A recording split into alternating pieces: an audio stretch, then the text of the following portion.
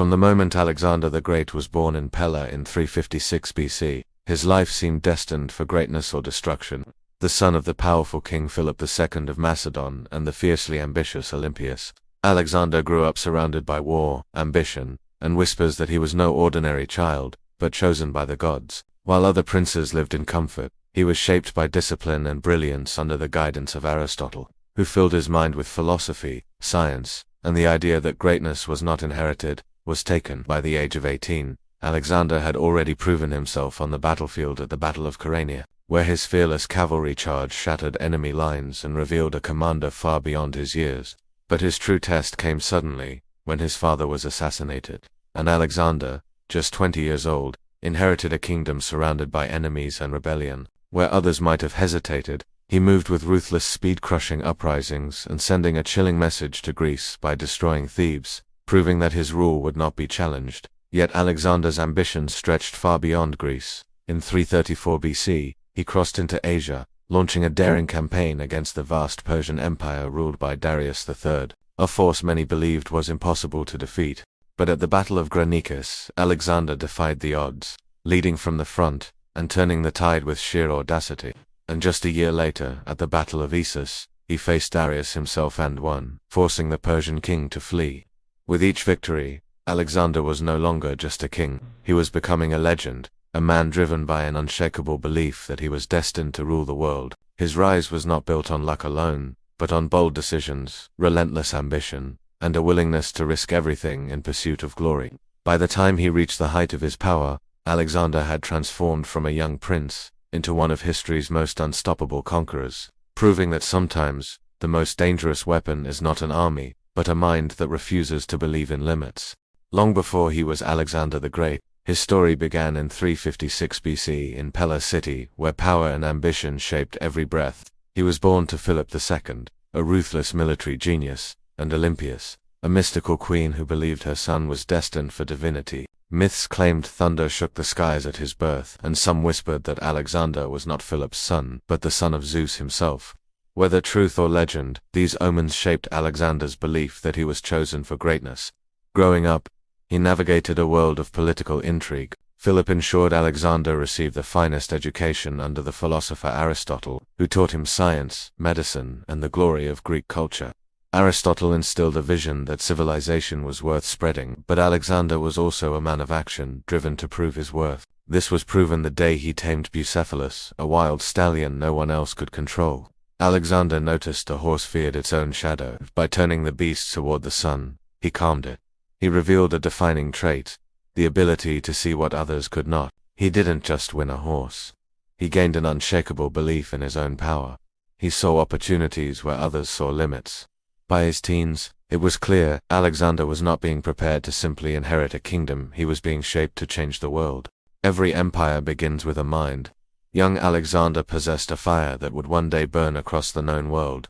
Guided by the philosopher Aristotle, his spirit was tempered with logic, science, and the epic tales of legendary Greek heroes. He spent his youth studying maps and ancient scrolls, tracing the battle lines of his future conquests. In the courtyards of Pella, the abstract beauty of philosophy met the cold, decisive steel of the warrior's blade. The ultimate test arrived with Bucephalus, a stallion so wild that even the most seasoned soldiers feared to approach. Alexander saw the truth. He turned the horse toward the sun, banishing the shadow that had caused its terror. As he rode, his father Philip realized that Macedonia was a kingdom too small for a boy of such destiny. His mother's whispers of divine lineage fueled an ambition that reached far beyond the limits of mortal men. Reaching adulthood, Alexander stood as a master of strategy, his gaze fixed on the vast horizons of the East. His path left behind libraries and cities, sowing the seeds of Greek civilization into the soil of distant lands. A brilliant tactician and a fearless leader, he led his cavalry into the heart of history with unmatched focus. Alexander the Great, not just a king, but the architect of an empire that reshaped the world forever. 336 BC, the air in the theater of IJ is thick with celebration, then shattered by a single, fatal blow. King Philip II, the architect of Macedonian power, is dead. In a heartbeat, the world is changed. As the king's blood cools, a vacuum of power opens. The empire Philip built teeters on the brink of collapse. In every corner of the palace, whispers of betrayal grow into plots. Rival nobles circle like vultures, ready to seize the throne. But standing in the shadow of the fallen king is a young man of 20, Alexander. To his enemies, he is a child to be brushed aside. To his soldiers, he is their only hope. He does not wait for fate, he seizes it with iron resolve. The purge begins. With ruthless speed, Alexander silences the dissenters, the palace gates are locked, and the internal threats are eliminated. By dawn, there is no doubt. There is only one king of Macedon. The boy has become a ruler. But the storm is spreading. To the south, the Greek city-states rise in rebellion, believing the Macedonian yoke has finally weakened. They expected a diplomatic plea. They received a thunderous response. Alexander leads his cavalry on a march that defies belief. The time of Philip has ended. The era of the conqueror begins. He looks toward a horizon that will soon bear his name. History will remember his name, and the world will never be the same again. The dawn of Alexander the Great has arrived. His campaign reached a dramatic climax in the ancient city of Thebes, which had openly defied him, convinced that the young king lacked the strength to respond. What followed was not just a battle, it was a calculated act of dominance that would echo across the Greek world. Alexander besieged the city, broke through its defenses, and in a brutal display of power, destroyed Thebes almost entirely, sparing only temples and a few loyal allies. The message was unmistakable: resistance would not be tolerated, and the new king was every bit as formidable as his father, if not more so.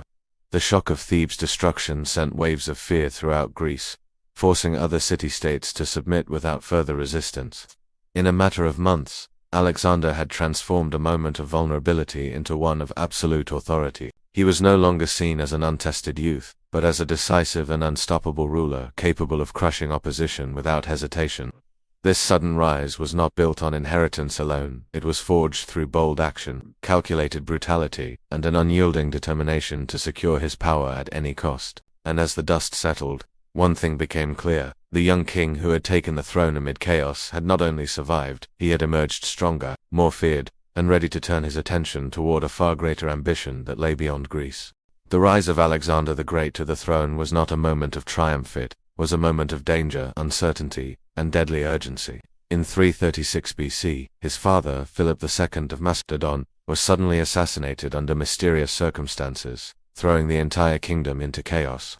What should have been a smooth transition of power instead became a race for survival. As enemies both inside and outside Macedon saw an opportunity to strike, at just 20 years old, Alexander found himself surrounded by threats, rival claimants to the throne, rebellious Greek city-states eager to break free, and powerful nobles who doubted whether someone so young could hold the kingdom together. In such a fragile moment, hesitation would have meant collapse.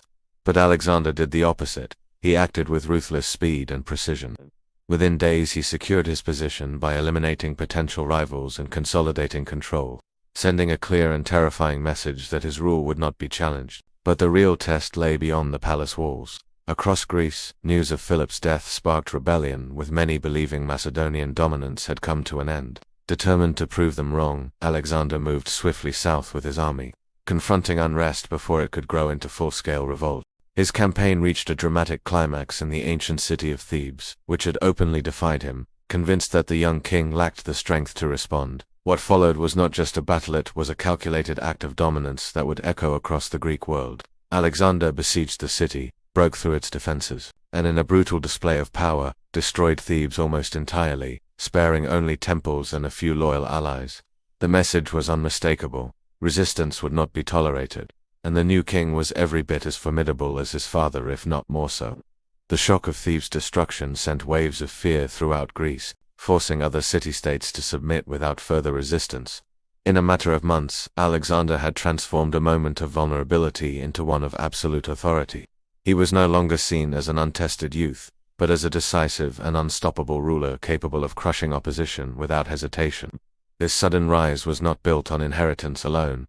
It was forged through bold action, calculated brutality, and an unyielding determination to secure his power at any cost.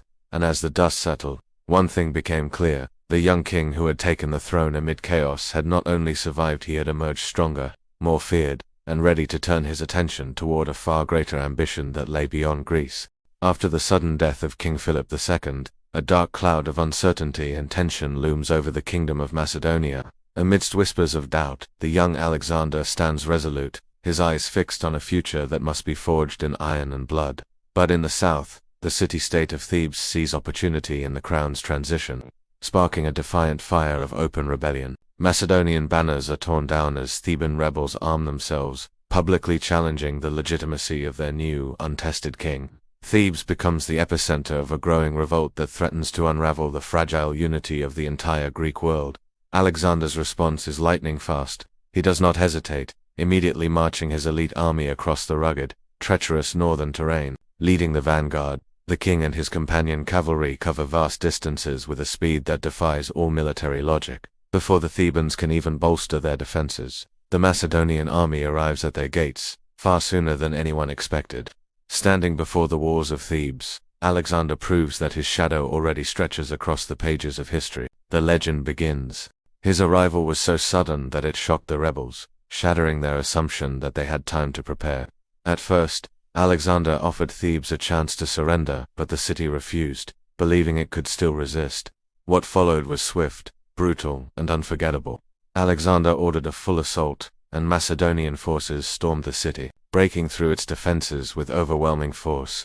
The fighting was intense, but it did not last long. Once the walls were breached, the fate of Thebes was sealed. Alexander allowed his troops to sack the city, in a calculated act designed to send a message to all of Greece. Thousands were killed, and tens of thousands were sold into slavery. Much of Thebes was reduced to ruins. Only temples and a few sacred sites were spared.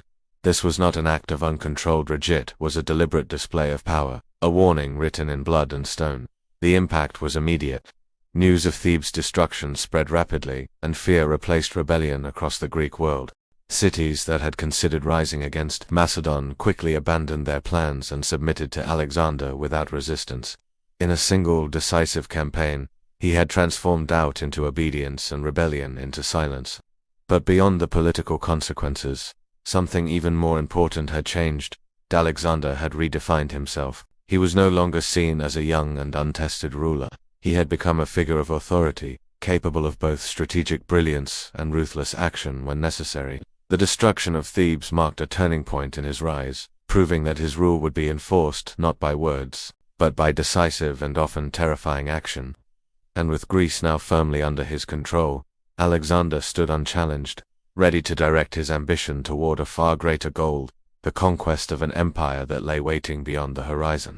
Once Alexander had secured Greece, his eyes turned eastward, toward the vast and legendary Persian Empire, ruled by Darius III, an empire so enormous that many believed no single man could conquer it. In 334 BC, at just 22 years old, Alexander crossed the Hellespont into Asia Minor with a relatively small but fiercely loyal army, knowing that every step forward was a gamble against overwhelming odds. The Persian forces vastly outnumbered him, but Alexander relied on speed, strategy, and the element of surprise. His first encounter came at the Battle of Granicus, establishing his momentum. Only a year later, at the Battle of Issus, he faced Darius III himself, the ruler of one of the largest empires the world had ever seen. Despite being outnumbered, Alexander exploited terrain, morale, and psychological warfare to secure a decisive victory, forcing Darius to flee and leaving behind his family, treasure, and the illusion of invincibility. With every triumph, Alexander's confidence and the fear he inspired grew exponentially. He was no longer just a king or general. He had become a symbol of unstoppable force, a man whose ambition and tactical genius and personal courage made him nearly invincible in the eyes of both allies and enemies. His campaigns across Asia Minor and Syria were characterized by relentless movement, lightning-fast strikes, and the kind of strategic innovation that historians would study for centuries. Cities surrendered before he even arrived, armies disbanded at his approach, and those who dared resist often paid the ultimate price. By the time he secured victory at Isthmus, it was clear that Alexander's rise was not temporary, it was a tidal wave of ambition, with skill and sheer willpower that no empire could withstand. The young king of Greece became a conqueror challenging the mightiest empire on earth. Alexander had transformed into a figure whose name would echo through history, unstoppable in both vision and action. His campaigns would set the stage for a world forever changed by the ambition of a single extraordinary man.